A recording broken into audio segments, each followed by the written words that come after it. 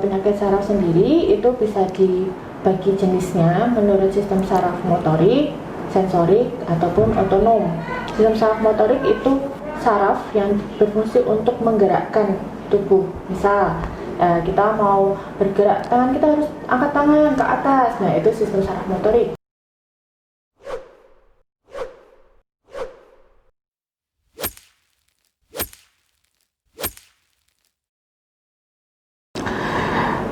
Assalamualaikum warahmatullahi wabarakatuh. Alhamdulillahirrahmanirrahim. Kita kembali lagi nih di YouTube channelnya Rumah Sakit Nur Hidayah atau RSNH TV. Jadi buat sahabat NH yang belum subscribe, jangan lupa ya subscribe, like, komen, terus kemudian share. Karena insya Allah di YouTube channelnya Rumah Sakit Nur Hidayah ini kita akan memberikan informasi dan edukasi tentunya tentang dunia kesehatan, dari dunia kesehatan. Nah, kalau beberapa waktu yang lalu kita sudah ketemu dengan dokter umum, kemudian ada dokter Opsgin. Hari ini kita kedatangan tamu yang luar biasa lagi. Ya, kita kenalkan nih, beliau adalah dokter Silly Adisti Putri. Tapi panggilannya dokter Adis ya. Adis aja. Nah, Adis aja ya. Iya. Beliau adalah dokter Adis, spesialis neurologi atau spesialis saraf gitu. Nah, kita akan berbincang-bincang tentang ya tentunya penyakit saraf, Dok. Nah, gitu ya, Dok ya. Nah, Dokter Adis itu praktek di Rumah Sakit Nur Hidayah setiap hari apa aja, Dok? Kamis Kamis. jam 6 sampai jam 8. Kemudian hari Jumat pagi jam 7 sampai jam 8. Kemudian hari Minggu jam 4 sampai jam 6 sore. Nah, ini hari Ahad aja beliau masih praktek. Jadi buat semua yang pengen konsultasi atau periksa ke Dokter Adis boleh tuh di hari Kamis ya, Dok ya? Ya, Hari Kamis, Jumat. Kamis malam ya? Ya. Kamis malam, kemudian Jumat pagi jam 7 sampai jam 8, kemudian hari Ahad ya jam 6 sampai 6. jam 4 sampai jam 4. Oh, jam 16 sampai jam 18. Itu jadwal dokternya Adis ya. Baik, Dok, kita akan mau bahas tentang penyakit saraf nih. Sebenarnya apa sih, Dok? Penyakit saraf itu apa sebenarnya? Jadi kita jelasin dari dasarnya dulu deh ke masyarakat. Apa, Dok? Oke, penyakit saraf. Apa yang dimaksud dengan penyakit saraf? Itu gangguan yang terjadi pada sistem saraf tubuh. Nah, sistem saraf tubuh itu secara garis besar dibagi menjadi dua, yaitu sistem saraf pusat dan sistem saraf perifer. Sistem saraf pusat itu dia akan meliputi otak dan sumsum tulang belakang, atau kalau orang Jawa bilangnya ulo-ulo. Nah, yang dilindungi oleh tulang belakang itu ada sumsum di dalamnya, namanya sumsum tulang belakang. Kemudian sistem saraf perifer. Sistem saraf perifer sendiri dia menghubungkan antara sistem saraf pusat dengan organ-organ bahkan sampai dengan ujung jari kita. Jadi kita bisa merasakan dan sebagainya itu dikarenakan ada sistem saraf perifer di sampai dengan ujung-ujung atau kulit-kulit di tubuh kita. Berarti gambarannya ya seperti itu ya, Dok ya, untuk penyakit saraf. Nah, terus, Dok, kalau ada nggak tipe saraf atau di penyakit saraf itu ada tipe-tipenya nggak sih atau gimana gitu? Karena kita sebagai orang awam mungkin kita masih belum paham ya gitu. Bisa dijelaskan atau diinformasikan kepada kami, Dok? Oke, jadi sebenarnya untuk penyakit saraf sendiri itu bisa dibagi jenisnya menurut sistem saraf motorik, sensorik, ataupun otonom. Apa yang dimaksud dengan sistem saraf motorik? Sistem saraf motorik itu fungsi saraf yang berfungsi untuk menggerakkan tubuh. Misal kita mau bergerak, tangan kita harus angkat tangan ke atas. Nah, itu sistem saraf motorik yang akan berfungsi. Betul, iya betul. Jadi dia akan memerintahkan. Jadi perintah itu ketika kita perintah bilang ayo angkat tangan seperti itu, maka akan direkam di otak. Kemudian dari otak itu akan turun ke sumsum tulang belakang, kemudian akan memerintahkan tangan kita untuk mengangkat. Nah, seperti itu. Betul. Jadi, itu yang motorik ya. Itu yang motorik. Oke. Kemudian yang kedua tadi? Kedua adalah sensorik ya. Sensorik, oke. Itu misal seperti ini. Kita tertusuk jarum misal seperti itu. Nah, rasa yang dirasakan oleh jari kita itu dibawa oleh saraf itu dari sini terus langsung ke sumsum tulang belakang naik ke atas, kemudian akan dipersepsikan oleh otak. Dan otak akan bilang, oh ini adalah jarum yang rasanya tajam sakit ya kalau Iya, kemudian sakit tertusuk. aja. Oke, Ataupun api, oh ini rasanya panas. Seperti itu. Nah itu sistem saraf sensori. Oke. Kemudian untuk yang sistem saraf otonom, otonom itu seperti apa? Misal nih orang lari-lari ya, misalnya habis lari-lari seperti itu, maka detak jantung akan cepat kan betul. semuanya tuh nggak cuma detak jantung, tapi keringat akan keluar, kemudian kulitnya akan merah seperti itu. Nah, itu sistem saraf otonom yang kita tidak sadari. Itu akan terjadi dan tidak disadari. Terus peristaltik akan turun atau gerakan usus akan turun seperti itu kalau waktu kita berlari ya. Berarti tiga tipe saraf itu tadi ya, motorik, sensorik, sama otonom. Berarti memang fungsinya beda-beda ya, sahabat NH semuanya bisa.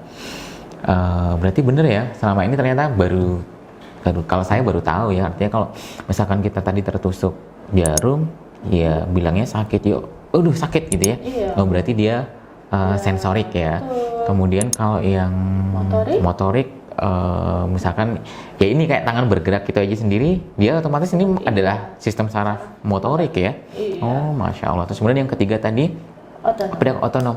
Otonom itu memang dok, tidak tanpa orang disadari gitu. Seperti ini. Untuk misalnya kita mau buang air kecil seperti itu ya, kita kan terasa penuh kan kemihnya. Betul. Perjalanan dari urin itu ada di kandung kemih, betul. Kita tidak sadari. Tanpa sadari, berarti dia langsung ya, berarti memang itu disebutnya adalah jenis tipe atau tipe saraf apa saja. Gitu ya. Baik, dok. Terus nih, sudah tadi penyakit saraf sudah, apa itu penyakit saraf? Kemudian yang kedua tipe atau jenis penyakit saraf juga sudah. Kemudian kapan sih kita mungkin ya masyarakat awam itu harus periksa atau harus konsultasi ke dokter saraf? Seperti yang tadi sudah dijelaskan kan ya, tadi saraf tadi kan menurut jenis-jenisnya ada motorik, sensorik ataupun otonom. Nah, jika terjadi gangguan di antara ketiganya ini, pasti otomatis itu berarti kena penyakit saraf. Seperti itu. Misal seperti saya contohkan dari atas ke bawah aja ya. Misal seperti ini nih. Nyeri kepala misal ya, nyeri kepala itu masih ada dua ya, nyeri kepala yang berbahaya atau tidak. Yang misalnya yang berbahaya itu pasti otomatis dia akan mempengaruhi yang di sekitar otak ya, karena nyeri kepala yang di otak ini kan bisa berhubungan dengan tumor dan sebagainya. Betul, kayak meningitis juga itu. Meningitis, infeksi ya itu termasuknya, atau nyeri kepala yang setelah trauma atau setelah jatuh. Betul. Itu kan pasti berbahaya ya. Pasti kita harus periksa seperti itu. Dan ada yang kurang berbahaya atau yang ringan ya. Primer. Gitu. Itu tidak terlalu berbahaya, cuman memang akan menurunkan fungsi daripada tubuh sendiri, karena otomatis orang akan merasakan nyeri sehingga orang akan menurun produktivitasnya, tidak bisa bekerja, tidak bisa belajar, tidak bisa melakukan kegiatan yang harusnya bisa dikerjakan oleh dia, tapi karena nyeri jadi nggak bisa mengerjakan. Berarti dia tidak bisa aktivitas. Itu nyeri kepala ya. Itu yang wajib untuk nyeri kepala sendiri, yang wajib harus diperiksakan itu yang seperti apa? Nyeri kepala di awal pasti otomatis orang akan periksa ya. Betul. Pasien akan periksa, kemudian yang setelah diperiksa oleh dokter biasanya kan ke dokter umum dulu ya, puskesmas atau klinik setempat atau dokter keluarga setempat. Betul. Setelah itu dokter akan memeriksa kemudian memutuskan ini berbahaya atau tidak gitu. Kalau misalnya nyeri kepala ini berturut-turut sampai sekitar 3 bulan tidak sembuh-sembuh, kemudian atau nyeri kepalanya itu hebat, nyeri kepalanya itu sampai dia nggak tahan, sampai dia bahkan ada beberapa pasien itu yang sampai membentur-benturkan kepalanya karena saking nyerinya. Gitu. Masya Allah. Nah itu juga berbahaya. Itu ke dokter saraf langsung nggak apa-apa, atau ke UGD juga nggak apa-apa. Kemudian nyeri kepala yang harus kita waspadai, nyeri kepala itu berbarengan dengan pandangan kabur. Jadi pandangan kaburnya itu seperti spesifik ya, seperti ada air di kaca. Jadi kalau kita lihat di mobil itu kalau hujan, itu kan kayak kayak tidak nggak jelas, ya, nggak jelas gambar. seperti itu. Nah, Betul. seperti itu gambarannya. Jika ada pandangan kabur, kemudian muntahnya yang disebut muntah itu muntah proyektil, muntahnya itu nyemprot seperti itu. Oh berarti dok, kayak tadi kan dijelaskan kayak ada pandangan kabur gitu ya. Pandangan kabur itu berarti salah satu indikasi atau gejala. Gejala bahwa itu berhubungan dengan saraf ya, penyakit saraf ya. Betul. Jadi karena kan selama ini kadang-kadang ya masyarakat di luar sana kan kalau pandangan kabur mungkin gitu kan kadang-kadang wah ini mataku sakit mata. gitu. Ternyata bisa ke arah saraf juga ya. Bisa ke arah saraf, tapi dengan catatan itu ada triasnya untuk nyeri kepala ya, nyeri kepala. Tapi harus kayak nyeri kepala dulu terus baru pandangan kabur ya. Nyeri kepala, pandangan kabur, muntah proyektil. Oh. Itu yang harus diwaspadai gitu. Oke. Kalau yang seperti itu ada, berarti ini bahkan harus dibawa langsung ke UGD. Oke, baik. Dan pasti otomatis harus ketemu dengan spesialis sarafnya untuk diperiksa lebih lanjut. Nah, kalau mau ketemu sama dokter sarafnya ini, ketemu sama dokter Adis. Tadi jadwalnya ada hari Kamis, Jumat, dan hari Ahad ya. Telepon aja nih di Rumah Sakit Nur Hidayah ya. Nanti di bawah ini teman-teman bisa daftar atau sahabat NH bisa daftar langsung kalau mau ketemu dengan dokter spesialis saraf, dokter Adis. Gitu ya dok ya.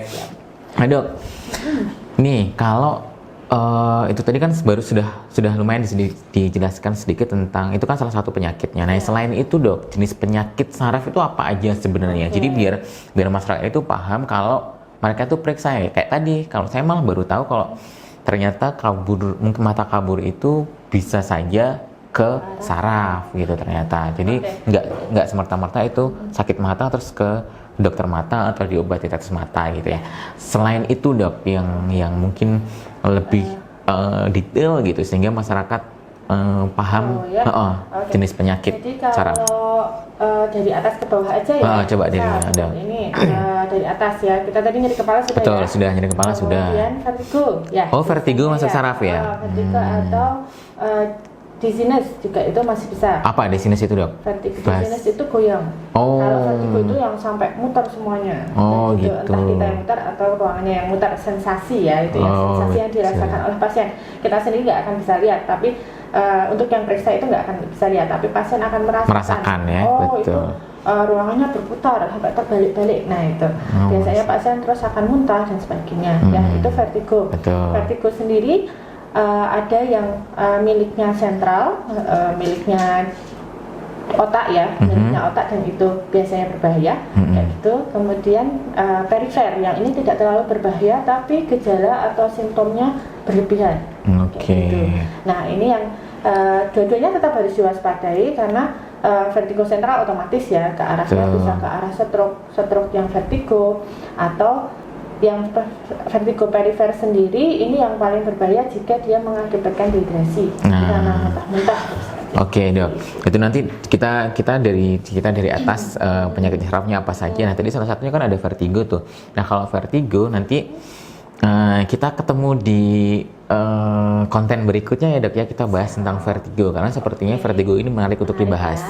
Nah jadi nyeri kepala udah. Vertigo udah. Terus yang ke bawah dok? Ke bawah lagi atau ya. apa gitu?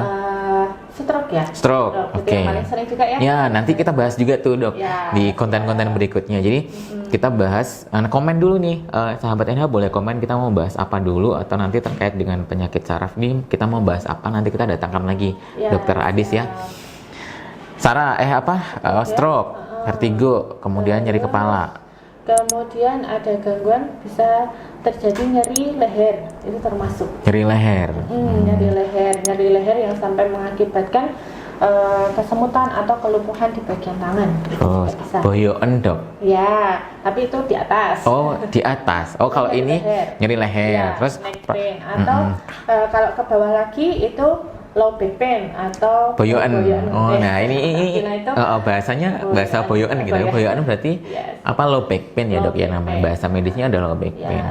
Tapi untuk low back pain sendiri juga mungkin harus digarisbawahi ya. Besok kita juga akan bahas juga. Bahas kayak yang bagus ini dok. Low back pain sendiri kadang-kadang pasien tidak akan mungkin nyeri boyoknya itu terjadi beberapa tahun yang lalu, misalnya 1 tahun yang lalu, kemudian Betul. pasien hari ini sudah tidak nyeri boyok tapi ada kelumpuhan kaki, Oh, misal Masya seperti Allah. itu juga bisa. Itu tetap saraf, itu yang Oh, main betul. atau yang kena itu di susun tulang belakangnya tadi. Gitu. Kita sudah nyampe ke belakang nih, Dok. Kaki-kaki itu ada apa yang terkait dengan saraf? Ada nggak, Dok? Ada. Apa? Biasanya misalnya seperti saraf kejepit, ya Oh. saraf kejepit. Bisa di low back pain itu bisa yang di daerah boyok atau di daerah kaki sendiri, misal seperti habis kecelakaan, terus patah tulang, misal Betul. seperti itu ya. Patahannya itu nyenggol atau kena di saraf yang di bagian bawah atau saraf perifer yang tadi kita bahas ya, saraf perifer. Itu bisa terjadi. Jadi tiba-tiba pasien setelah patah tulang atau setelah operasi seperti itu kok nggak kerasa gitu, nggak kerasa jempolnya doang, misalnya itu juga bisa. Atau nggak kerasa dari lutut ke bawah, seperti itu bisa juga. Misalnya patahnya ada di tulang paha, kok dari patahannya itu sampai ke bawah udah nggak kerasa semua. Nah itu kenapa? Nah itu kita wajib untuk periksakan. Apalagi di awal-awal itu wajib sekali karena paling nggak kita sudah memberi obat untuk mengurangi kerusakan dari saraf sendiri. Oh, Masya Allah, ini luar biasa nih. Jadi sahabat Enha, kita sudah dapat informasi terkait dengan penyakit saraf sudah, kemudian tipe penyakit saraf itu apa saja, atau tipe saraf itu apa saja, kemudian kapan kita harus periksa juga sudah dijelaskan, kemudian jenis-jenisnya juga sudah disampaikan Dokter Adis. Nah, besok kita ketemu lagi ya, Dok ya, insya Allah akan membahas ke detail lagi nih. Jadi soal vertigo yang sering-sering aja deh, yang masyarakat sering alami. Nyeri boyok kayaknya juga menarik banget nih, perlu kita bahas gitu ya. Baik, terima kasih dokter sudah hadir di channel YouTube-nya Rumah Sakit Nur Hidayah. Jangan lupa sekali lagi subscribe, kemudian like, komen di bawah ya komennya, pengen menghadirkan dokter siapa atau dokter spesialis apa atau pengen membahas tentang apa, bisa tuh komen di bawah. Kemudian nanti kita coba akan akomodir, nanti kita akan ambil kontennya gitu ya. Baik sahabat Enha, terima kasih banyak sudah bergabung di konten channelnya Rumah Sakit Nur Hidayah. Terima kasih Dokter Adis sudah hadir. Yes, kita ketemu lagi di konten berikutnya. Assalamualaikum warahmatullahi wabarakatuh.